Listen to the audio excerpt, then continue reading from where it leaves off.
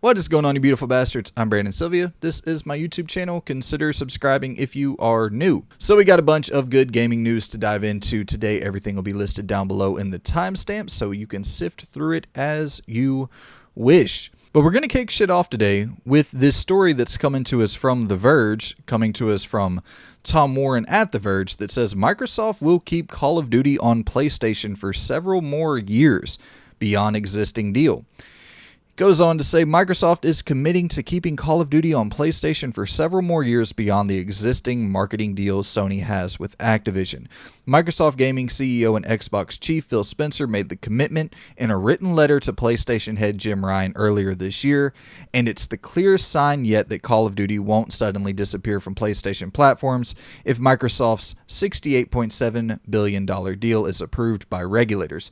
In January, we provided a signed agreement to Sony to guarantee Call of Duty on PlayStation, with feature and content parity for at least several more years beyond the current Sony contract. An offer that goes well beyond typical gaming industry agreements, says Microsoft Gaming CEO Phil Spencer in a statement to The Verge.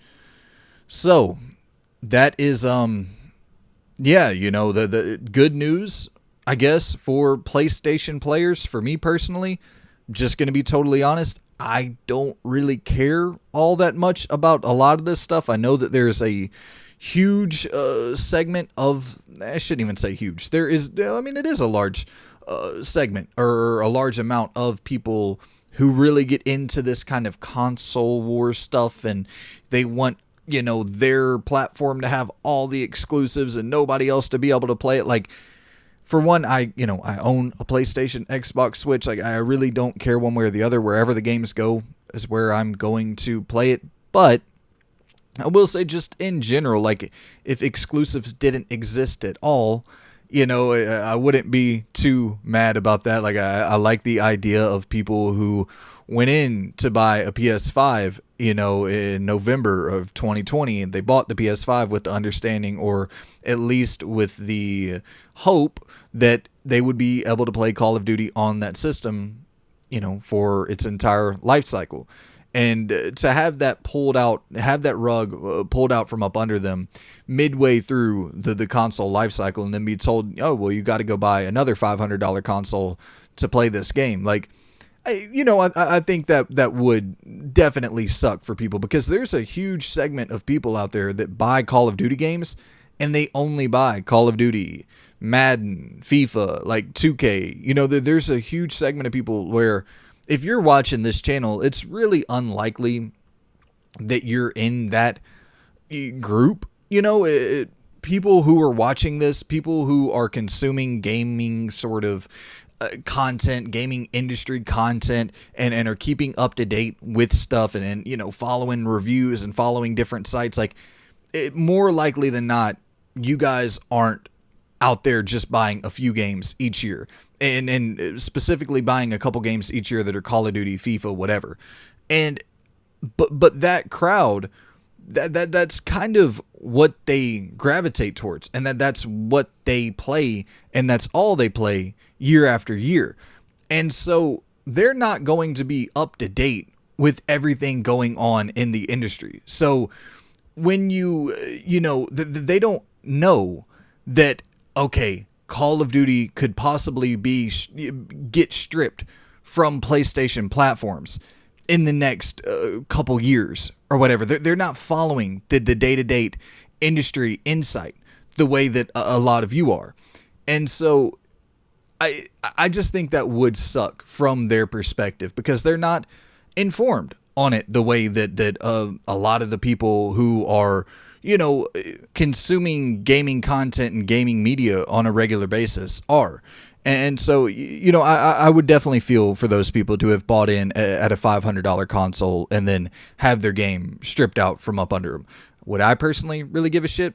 Not really. And to be totally honest, it worked in the opposite way for me, where as soon as Xbox bought Bethesda, I was like, yeah, well, I have to buy a Series X now. I'm not going to miss Starfield. Like, no chance I'm missing that game. And same with Obsidian. Like, I'm not missing Outer Worlds 2. I'm not missing Avowed. I'm not missing even the smaller shit that they're working on. Like, I'm going to play Pentiment, I guess you could buy PC, whatever, but I like consoles, so I bought the Series X because of those acquisitions. So for the people like you and I who follow shit a little bit more, that would entice us to jumping into their ecosystem. And the other day, Phil Spencer said in a Microsoft blog that Call of Duty, Overwatch, Diablo, etc. will be coming to Game Pass in the future.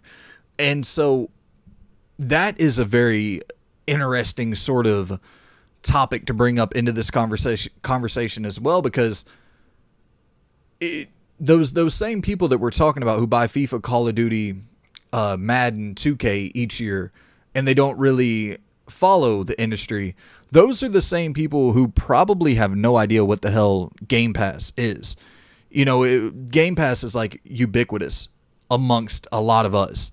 But I would be willing to bet that a huge majority of the people who are consuming just a few handful of games each year have no idea what Game Pass even is. But that idea of taking Call of Duty, the biggest game in the world, putting it in a service for $15 a month, I mean, it's so damn tantalizing just from an outsider's perspective, and I wonder what shift that is going to have, if any. I mean, it's definitely going to have a shift at some point, and I know that has to be the main plan behind getting Game Pass to that 100 million mark, where Phil Spencer said he wants 100 million players in Game Pass.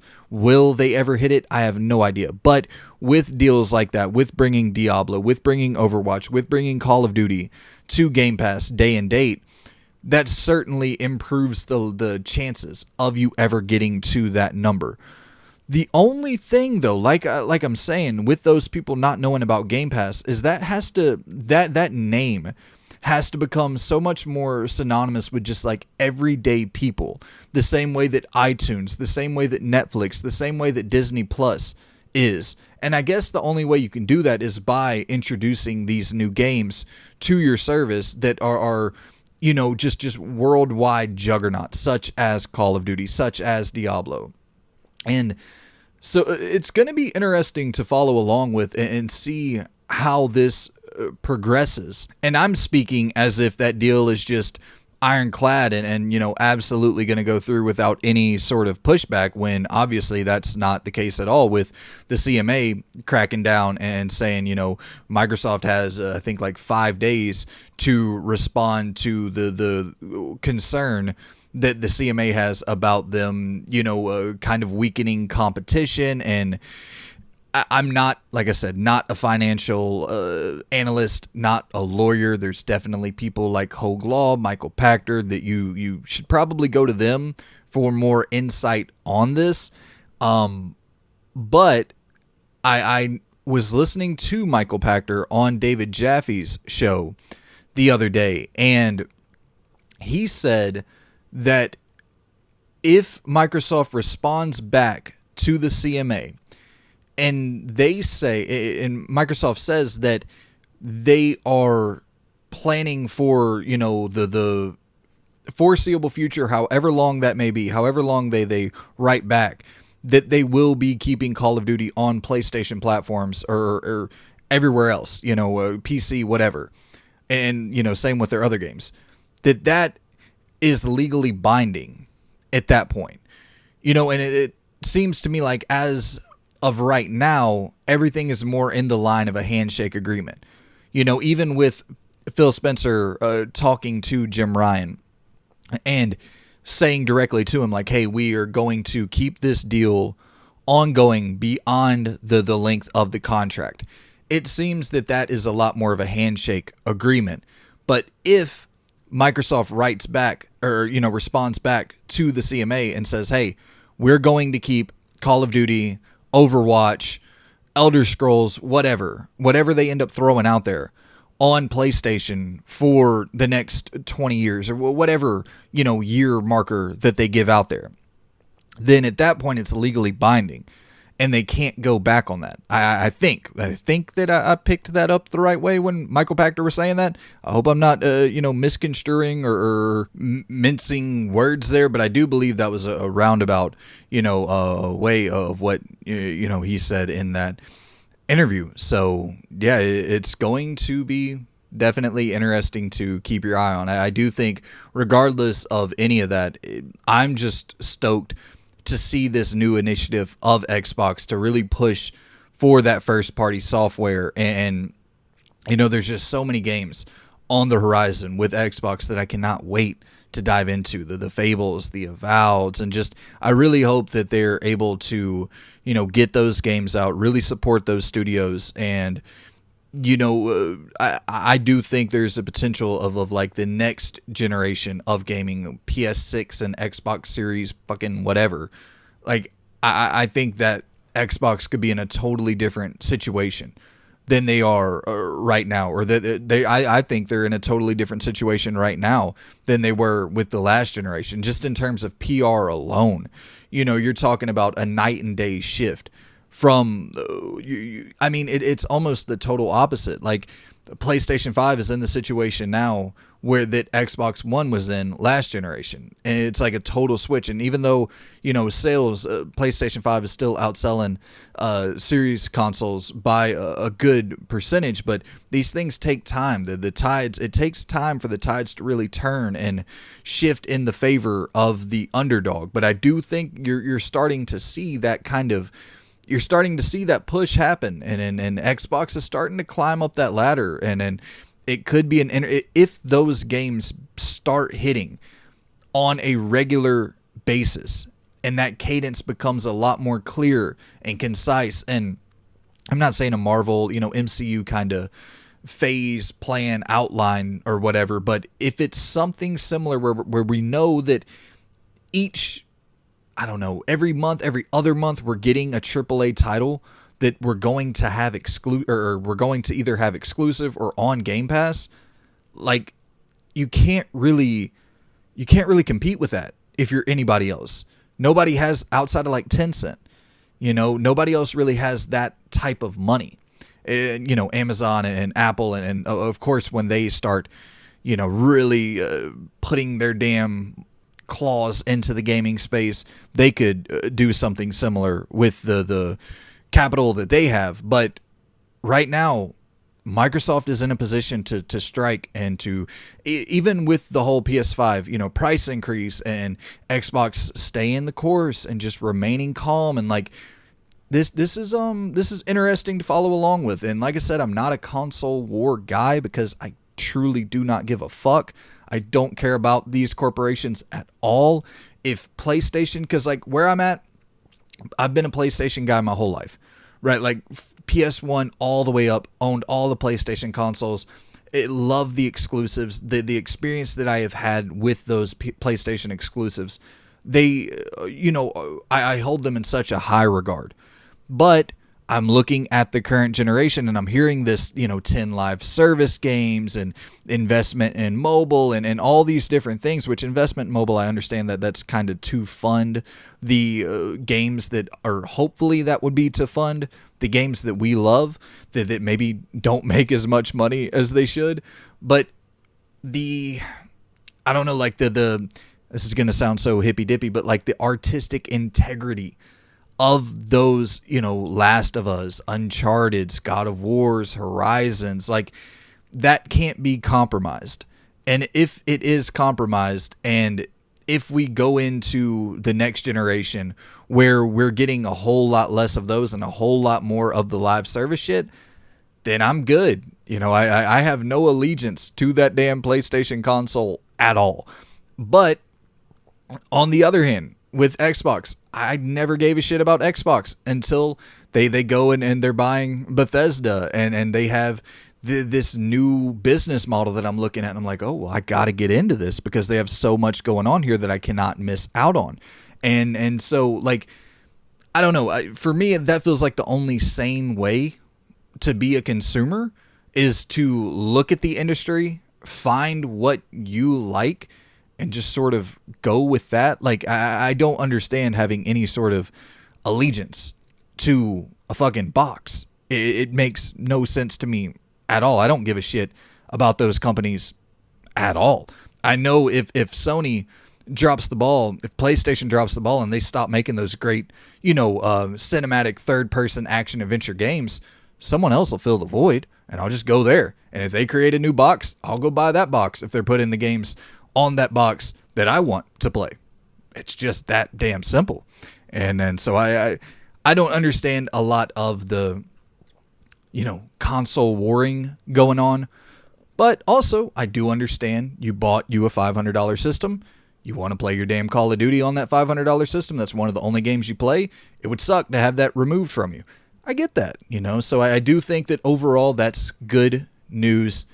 And it's interesting, even if I don't really give a shit about it one way or the other. So the next topic we're going to dive into is one that randomly came to me the other night. I was sitting there thinking, I saw The Last of Us reviews come out, the remake reviews come out, and it's like at 89 on Metacritic. Still glowing reviews. Obviously not as hot as when the game first came out. That's, kind of standard. GTA 5, same thing on the PS5, and then that happens, of course. But it's still, the reviews are so high to the point where it hit me like a ton of bricks that we're probably in for a world where The Last of Us Remake is one of the games nominated for Game of the Year this year. And I sat there for a second. I was like, that is really unfortunate to a lot of the other good games that came out this year that just went under the radar. And I do think that 2022 has been a rough year overall for new game releases. Not horrible, but rougher. And that makes way for The Last of Us Remake being included, as one of the 6 nominees. So what I did here is that, so I really do think it's just a perfect storm where The Last of Us Remake will likely end up being, I shouldn't say likely, I should say possibly. And that's what we're going to do. We're going to do a little thought exercise here today. I have a bunch of games wrote down that have come out, games that are coming out, and we're going to go through it and play a little game of, will The Last of Us beat it for Game of the Year 2022 contention?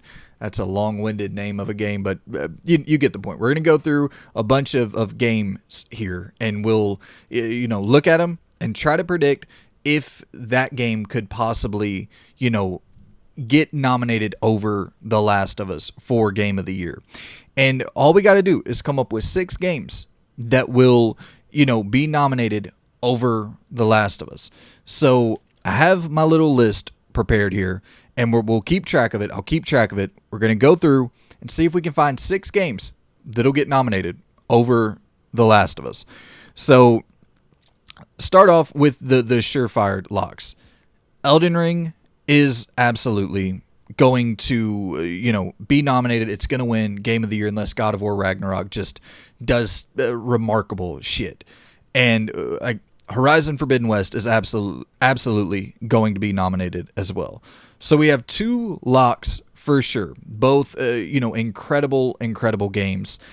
And then you get to the rough patch where it begins to get tough from this point on. You got to look at God of War Ragnarok and imagine that will be one that is nominated unless something goes horribly wrong.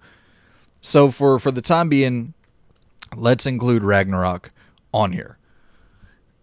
So then let's try to go through the games that have already released first and predict if they could, if they could knock The Last of Us out in a battle for the final 6. So Xenoblade 3 is one that I think actually has some sort of chance of, getting in over The Last of Us. It's still where Xenoblade, I don't think it's on the level of The Last of Us in terms of mass appeal and sales, and that's something you have to really consider here, is that, when these ballots are sent out, it's sent out to critics, and they vote the games that they think should be nominated, and it's a mass appeal vote. So there's going to be a lot of great games that people just haven't played, so they're not going to vote for them. And that I don't think there's anything necessarily wrong with that process. I don't know of any other way you could do it better other than having individual awards for, like individual companies having their own awards. But a mass vote like this, it's hard. So Xenoblade 3, it's not as mass. It doesn't have the same mass appeal as The Last of Us. But let's just go ahead and we'll write it down here for the time being. Xenoblade 3 as a game that could possibly get in over The Last of Us. So we're at 4 now with Elden Ring, Horizon, Ragnarok, and Xenoblade. You get to games like Neon White, and I just think it's too niche. I don't think Neon White is as ubiquitous. I don't think people, I would assume a lot of people that are going to be voting for Game of the Year haven't touched Neon White. And so an unfortunate set of circumstances for the game. I've heard it's incredible if it wasn't on the Switch, and I think that's something probably a commonly shared sentiment. If it was available other than, Switch PC, if it was on Series X or PlayStation, it would probably have been played by a lot more people. So that limits it there as well, along with the fact that it's just a lot more niche of a game, whereas with Xenoblade it has a built-in core audience, and yeah, it's exclusive, but it has a built-in audience who really, really loves it and is really passionate about that franchise. So then we get on down to like Lego Skywalker Saga, the Star Wars Skywalker Saga. I liked the game, played through it, enjoyed it. No chance I think it's getting in over The Last of Us. Kirby and the Forgotten Land, same thing. Enjoyed it. First time ever playing a Lego game and a Kirby game. Enjoyed both of them. Trying to expand my horizons a little bit here and play some of these more games I would consider as kid games back in the day. But I see the appeal of them now, and they are really fun. But in terms of mass appeal, not on the level of The Last of Us, and Kirby's just not as, it just isn't intriguing enough. I would say it's a good game, but I don't think it's intriguing enough to knock out The Last of Us. Rollerdrome, another one that is so good, so mechanically sound, so innovative, so unique, still too niche, I would say, to knock out TLOU. Dying Light 2. This is one I would absolutely like to see get nominated. I really enjoyed Dying Light 2 despite all its problems, but it's not usurping The Last of Us in any world. Teenage Mutant Ninja Turtles Shredder's Revenge, too small, fun little game, but you can beat it in 2 hours. There's just not enough content there. Cult of the Lamb, very, very niche, smaller audience, but really cool concept and fun game design, building the cult. Like, there's so many cool things about Cult of the Lamb. I played through it, had fun with it. I could not see it, taking over The Last of Us.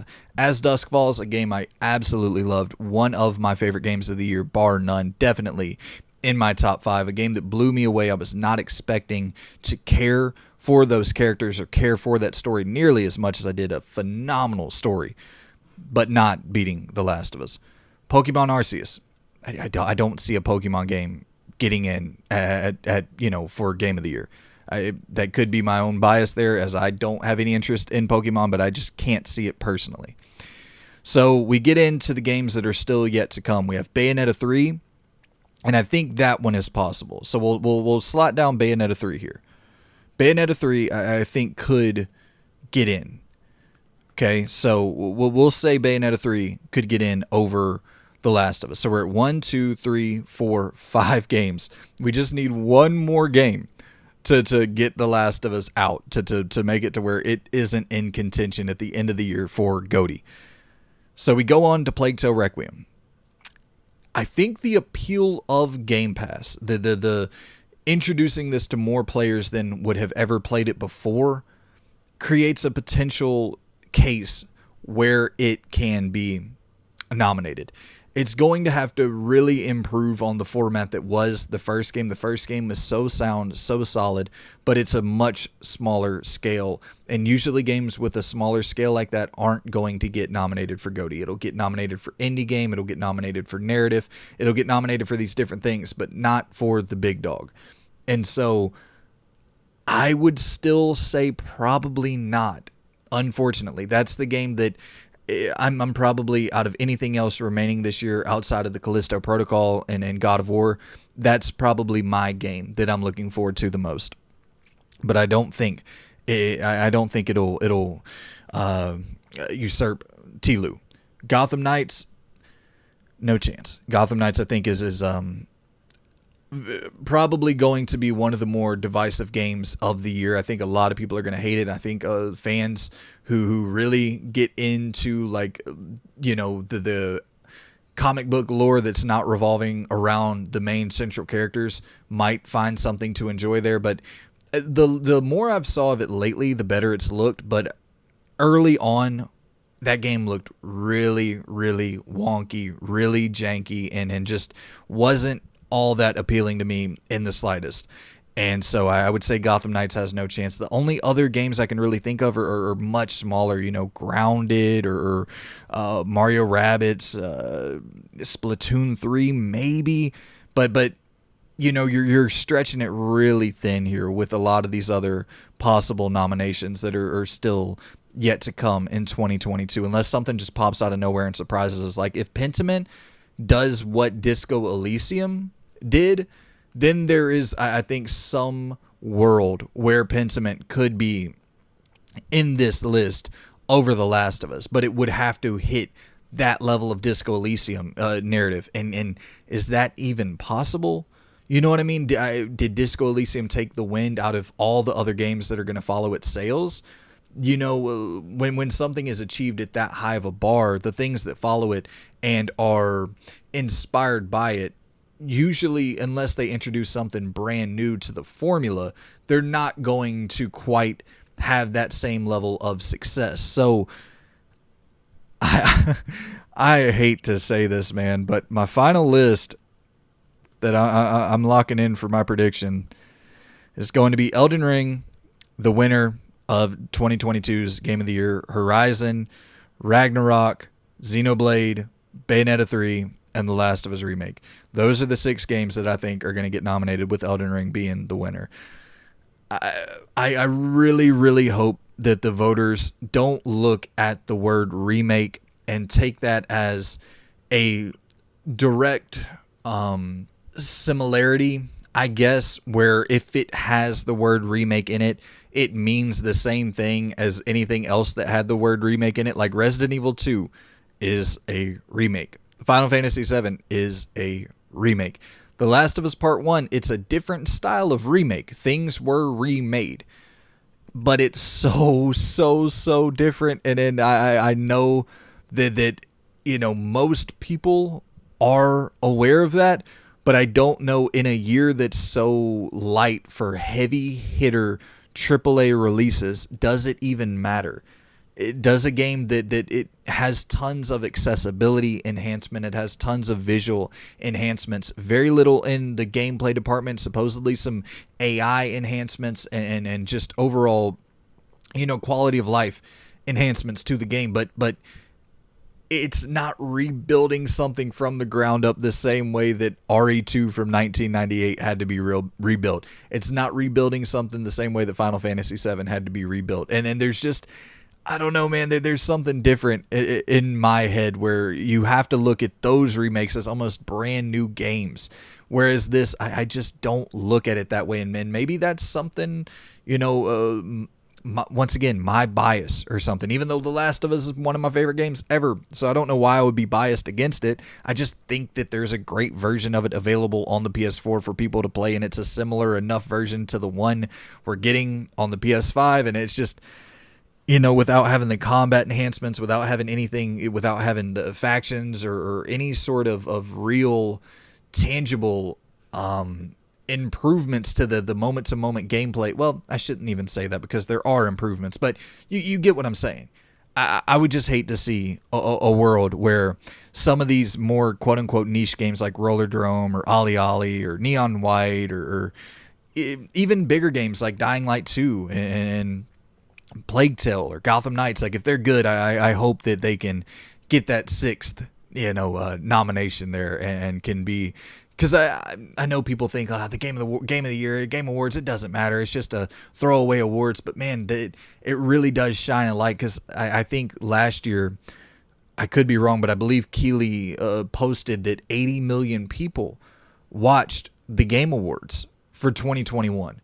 80 million. So if you have 80 million eyeballs potentially on your product, I mean, if you can just sell 2-3 million, like it can change your life for a lot of these smaller developers. So, that's just kind of where my brain is at. I hope that I'd love to see a neon white somehow slide in there, or a roller drome somehow slide in there, because I think you're looking at Roll 7 and you're like, holy shit, this is the studio to watch out for in the future with Ollie Ollie roller drome. Like they're coming. They're gonna crank out something real good real soon, and it's definitely to the studio to stay on the lookout for. But my official predictions: Elden Ring, the winner; Horizon, Ragnarok, Xenoblade 3, Bayonetta 3, and The Last of Us remake. I think those are going to be the nominations, and I think people are going to be furious. And the last thing I want to talk about is something that, like, I'm not 100% sure on my confidence on this, because I think this statement might have just been said in passing, so it's not going to be like something I put in the title to promote the video or anything, because I don't want to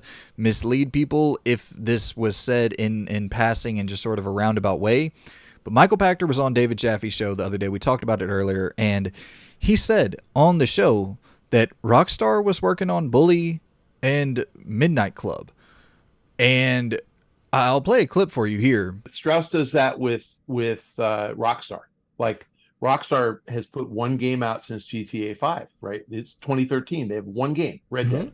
And they have, I don't even know how many, 4,000 employees. And they are they're working putting on out constant content with GTA Online. They are, but they're working on Max Payne as well. They're working on Midnight Club as well. They're working on Bully as well.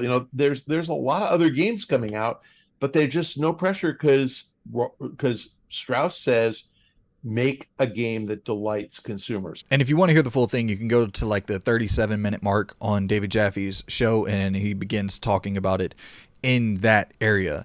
And that could be just assumption that Bully and Midnight Club are in development at Rockstar. I hope that it's not just assumption. I love both of those games so much, but the only reason I would even bring this up or to your attention is, for one, obviously Michael Pachter is an OG. He is a gaming analyst. He for Wedbush. He a market analyst. He's very, very tied into the industry, and he has ties into the industry that are much greater than 99% of the people reporting in the media. And so, you're getting your stories from a lot of these different sites, and, they have their sources, but like Michael Pachter hangs out with these people on a fairly regular basis and is friendly with these people. And the reason with this Rockstar story in particular that I even bring it up